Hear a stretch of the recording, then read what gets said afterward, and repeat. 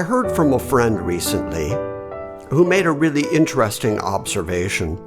He said that while he agrees wholeheartedly with what the Bible says about how we should govern our speech, about the way that we should avoid using coarse, foul language, everything that James says about how the tongue can light all kinds of fires and do all kinds of damage, he agreed with that. But, he said, he's noticed in his church that from the pulpit, the message now is to watch your speech because it might hurt other people's feelings. And he said it's a subtle difference, and yet it disturbs me for some reason. I'm not comfortable with it. And I understand why. I understand why he wasn't comfortable with it. I have said frequently that while the church is supposed to be an influence on the world, far too often what happens is that the world influences the church. And in the world, in our society right now, they're governing speech for us rather than leaving it up to us to do it. And we're not allowed to say certain things or express certain opinions because it might offend someone. It might hurt someone's feelings. I grew up with the idea of sticks and stones may break my bones, but words will never hurt me. My father drilled that into me, that as you deal with other people are going to have other opinions, and those opinions are valid too, and you may disagree with them, but make sure that you can make a valid argument for your disagreement. It's not enough to just say, I don't like that, or that hurts my feelings. Anyway, this is encroaching on the church more and more, this idea that we have to be careful not to offend anyone. We have to be careful not to hurt anyone's feelings. And there are large swaths of the Bible that are being ignored as a consequence because it might hurt someone's feelings.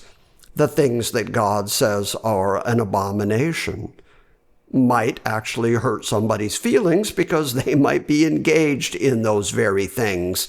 And so the church just doesn't want to bring it up, doesn't want to mention it. So what you end up with is a touchy-feely, very milquetoast kind of Christianity rather than a hard-nosed declaration of truth.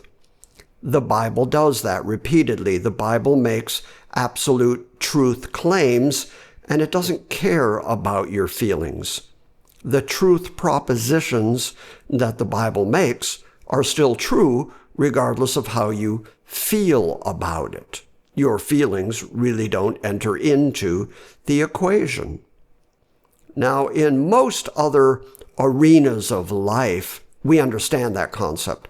There are places where our feelings just don't count. For instance, if you're dealing with any professional person, let's say a doctor, or you're dealing with a plumber, or even an electrician, you don't want them to be operating on feelings. You want them to be operating on facts. This is the way these things are wired. This is why when you flip the switch on, the lights come on, because there are cold, hard facts here. You don't want a heart surgeon who says, I haven't had a lot of medical school, but I feel like I can do this. Well, you're going to go find somebody else. In fact, that really still applies all the way down to the basics of life. Let's say that you have put your garbage out at the curb and it's supposed to be picked up on Monday mornings. Come Tuesday, your garbage is still out there. You call the garbage pickup company and you say, my garbage is still at the curb. You didn't pick it up. If the next thing they say is, well, we feel like we picked it up, that's not going to be adequate because we don't operate on the basis of feelings. We operate day to day on the basis of facts. We want people who actually know what it is they're doing based on the information, the facts, the books, the science that lays behind what they are doing. We want them to have that level of expertise. But when it comes to the Bible, suddenly the idea, the social construct idea that feelings come first has encroached into the church to the point where we're cutting off parts of the Bible in order not to hurt anybody's feelings. And the Bible makes simple, didactic, straightforward, inarguable arguments, and your feelings don't enter into it. Here, I'll make it a little easier for you. Because we are all born sinful, because we're all born depraved, and boy, you look around the world and you see human depravity just everywhere these days. But because people are essentially depraved from birth, they have no knowledge of God. They have no way of knowing anything about God intrinsically. It's just not in us. It's not in our flesh. And we are just naturally at enmity with all things holy, righteous, good, the standards of God. We are just naturally opposed to all that. And we wouldn't understand anything about God if God had not deigned to reveal himself, had he not bowed down low and sent his Son and subjected him to human flesh. Without the revelation of God, we would just know nothing about God. So he, by his grace, by his sovereignty, has told us what he is like. He's told us what the expectations are. He's told us how we are saved. He's told us what we need to know to get us from here all the way to our heavenly destiny.